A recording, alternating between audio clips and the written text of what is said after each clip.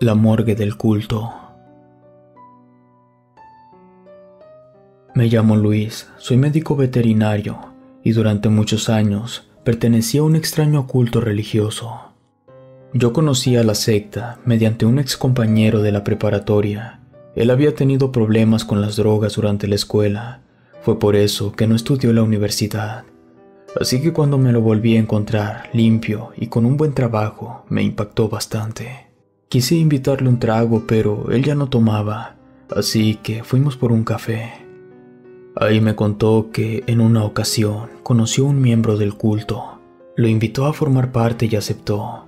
Total, ya había tocado fondo y no tenía nada más que perder. Me dijo que le enseñaron cómo salir de la adicción, que le devolvieron la confianza en sí mismo. Logró superarse. Era un testimonio realmente asombroso. En ese momento yo estaba pasando por una depresión. No tenía pensamientos suicidas, pero sí estaba mal conmigo mismo.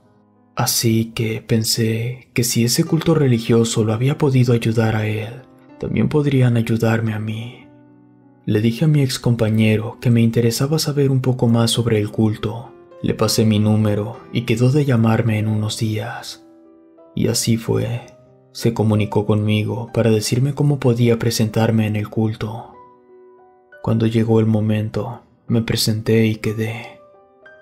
Me lavaron tanto la cabeza que 2 años después dejé mi trabajo en Monterrey para irme a vivir a Brasil. Ahí estaba el núcleo del culto, ahí vivía el líder. Vivíamos en medio de la selva, no éramos muchos, pero sí éramos al menos 100. Sonará poco para un culto religioso, pero créanme cuando les digo que hoy en día ese culto tiene miles de seguidores. Claro está que no todos tienen la posibilidad de viajar para irse a vivir a la selva brasileña. Digamos que éramos como una comuna, no nos faltaba comida, no había para repetir plato, pero no pasábamos hambre. Había personas de Estados Unidos, de España y claro, de varios países de Latinoamérica. En cuanto al líder, podría describirlo como una persona confiada, seguro de sí mismo, conocedor de la fe de sus seguidores. Siempre estaba sonriendo, jamás se enojaba, pero algunas veces se ponía serio. Su cara de serio era intimidante. Con su expresión se encargaba de que recordáramos que ese era su territorio y que ahí debían seguirse sus reglas. Todos éramos felices en la selva. Al vivir rodeado de animales peligrosos y otras cosas, no era raro que alguien muriera de vez en cuando por alguna enfermedad tropical o que fueran víctimas de la naturaleza. Así que la comuna tenía su pequeña morgue. En determinado momento, la persona que se encargaba de atender la morgue murió, así que el líder del culto, estando al tanto de mis conocimientos en medicina, me dijo que yo sería ascendido a encargado de la morgue. Y claro que acepté. Déjenles aclaro que la morgue que teníamos en la comuna no tenía absolutamente nada que ver con las morgues de las ciudades. Nuestra morgue era una cabaña aislada cubierta de plástico. Dentro había una bañera que se llenaba con hielo solo cuando había un muerto. La temperatura en la que se tenían los cuerpos oscilaba entre los 5 y los 7 grados.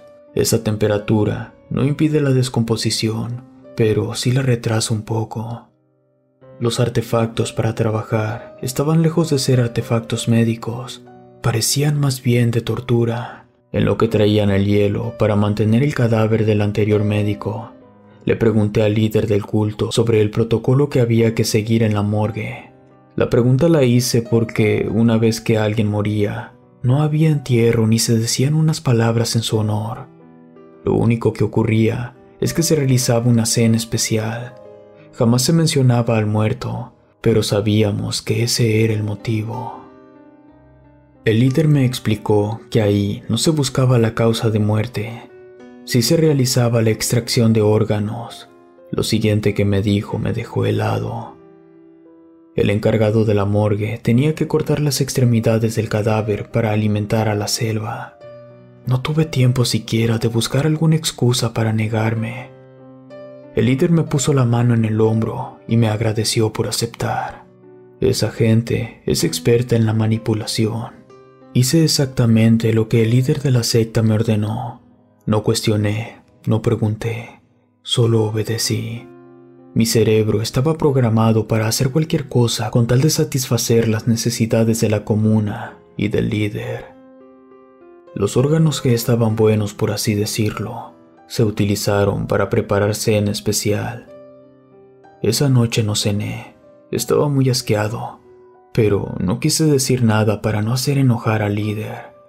Debo de confesar que lo hice en más de una docena de veces y lo normalicé a tal punto que incluso ayudaba a preparar la cena. Jamás matamos a nadie, todos morían por diversas causas ajenas a la mano humana. En una ocasión, tuve el valor de preguntarle al líder sobre por qué nos comíamos a los hermanos muertos. La verdad es que yo esperaba un castigo por atreverme a preguntarlo, pero no. El líder me explicó que se hace así para purificar el alma del fallecido. Dijo que la mayoría de las personas cuando sienten que se van a morir se llenan de miedo. Eso, según el líder, contaminaba el alma. Dijo que la única manera que pudiera despejarse de ese miedo y poder ascender era que estuviera literalmente dentro de nosotros, saber que su cuerpo nutrió a sus hermanos. Y a mí me pareció razonable su explicación. Una noche, el líder y su guardia personal llegaron con una criatura amarrada. Estaba muerta. La llevaron a la morgue. Colocaron esa cosa en la bañera. Yo pregunté por el hielo y el líder me dijo que no era necesario, que esa cosa no era humana, así que no íbamos a probar su carne. Era obvio que esa cosa no era humana, pero tampoco era animal.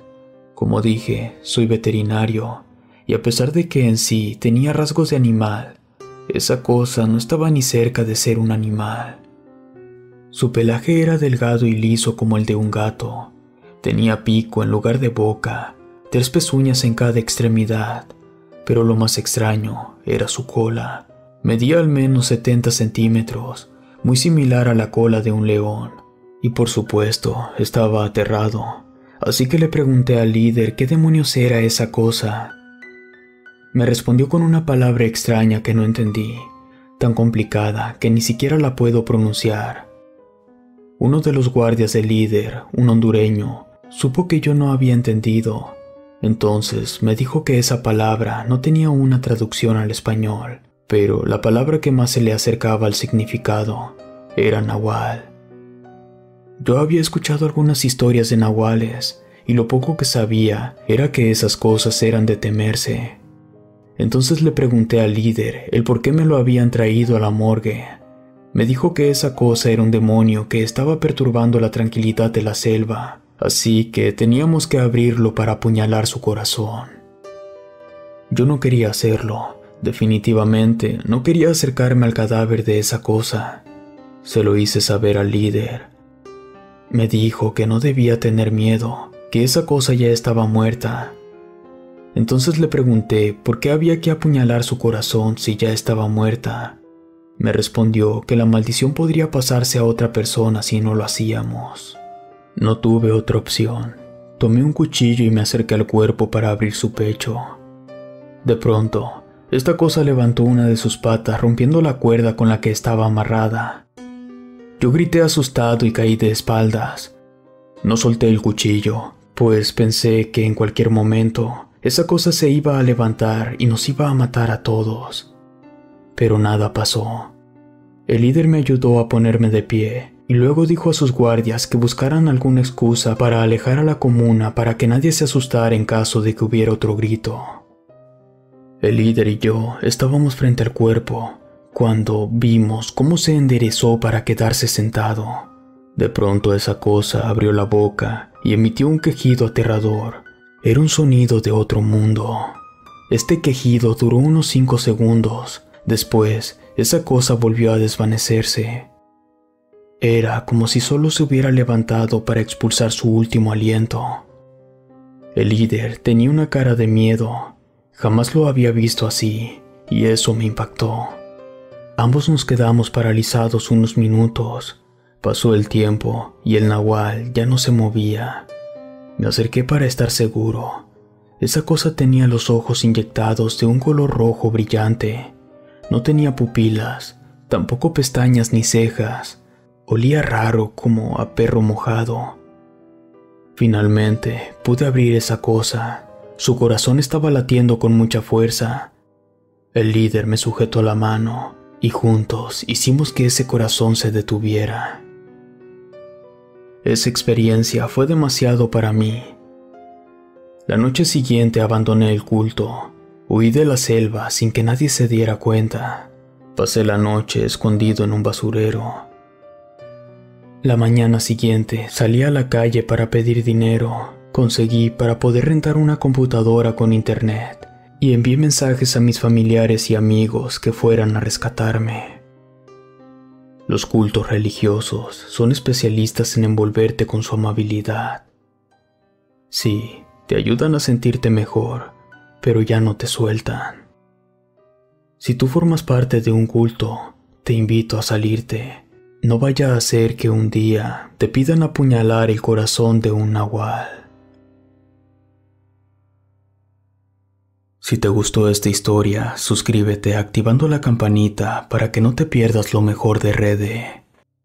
Gracias por escucharnos. Relato escrito y adaptado por Ramiro Contreras.